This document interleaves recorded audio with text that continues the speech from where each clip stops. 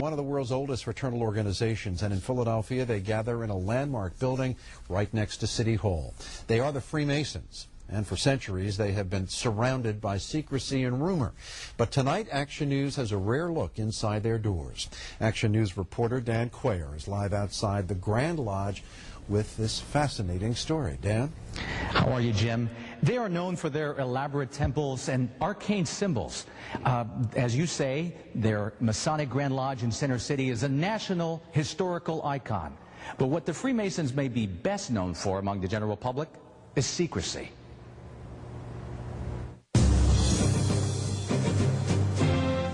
One brother to another. I'm a Master Mason. Our responsibility is that we are part and members of the greatest fraternity in the history of the world.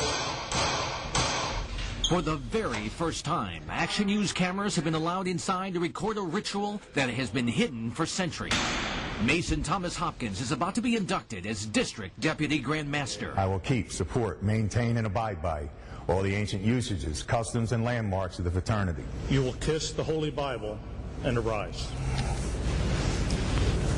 I now invest you with the collar, to which is pendant the jewel of your office. Hopkins also is given the apron that carries the seal of his office.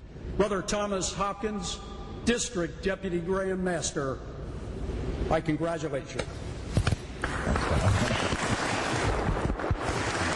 It is a ceremony that seems fairly innocuous, but to understand, you have to go back 3,000 years to a Masonic legend that traces their origins to the biblical ancient temple of King Solomon, the place where the 10 Commandments were believed to have been kept. Solomon's master builder was a stonemason named Hiram Habith, a master mason who, according to legend, was murdered by his 3 apprentices who wanted to know the secret password and handshake that would identify one as a master mason. We had these modes of recognition, and that was like a union card back then. And so it is that the murder of Hiram Habith is reenacted in ritual form as part of the process of becoming a Master Mason.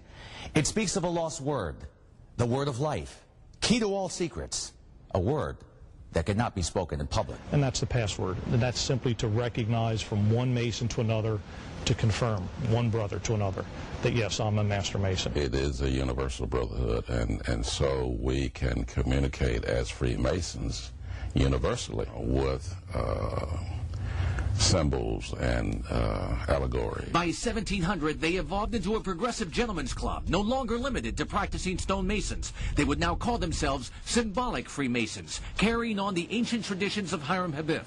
Their most famous symbol, the square and compass, embraced by the letter G for God. Their all-seeing eye atop the pyramid can even be found on the dollar bill. And one of the underlying tenets of Freemasonry is we try to take a good man and to make him better. Through the years, the Masons' charitable works around the world have been immeasurable. But if you were to go up the street just a little bit, you would see the Shriners Hospital for Children. We'd have the Knights Templar with the Eye Foundation.